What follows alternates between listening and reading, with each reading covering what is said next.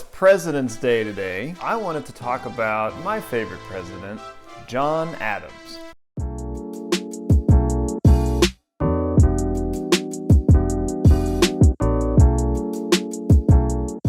John Adams doesn't really get the kind of fame, and people just don't think or talk about him nearly as much as I think he deserves. Obviously, one of the founding fathers, was a lawyer.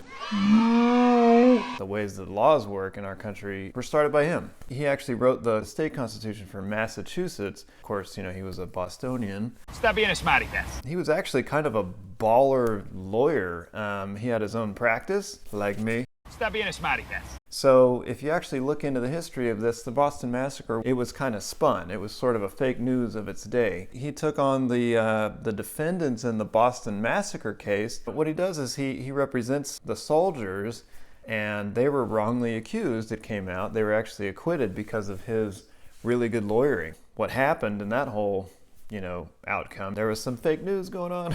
But people were yelling fire in the crowd, and it sounded like an order from their captain. Their captain actually never said to fire, and then somebody other than the soldiers fired a gun at the soldiers, and then they started firing. All of that came out in this amazing trial that, of course, is recorded in our history books. And that really set him up in an interesting spot as a public figure, because he was not really a sympathizer for the Brits at the time. He was rebel American. Pretty cool stuff.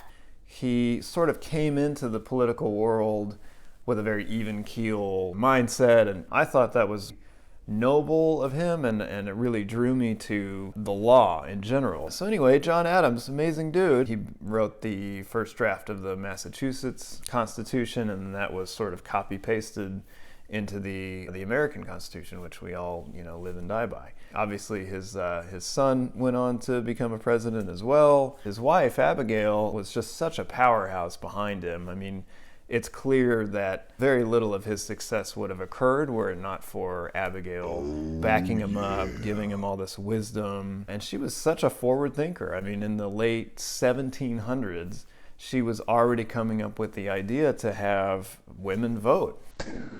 She had a problem with slavery, too. And then there's the amazing thing that John Adams and Thomas Jefferson, they died on the same day, and it was on July 4th. I mean, there's some divine intervention there, right? The two of our biggest founding fathers died together, even though they were miles and miles and miles apart, on July 4th.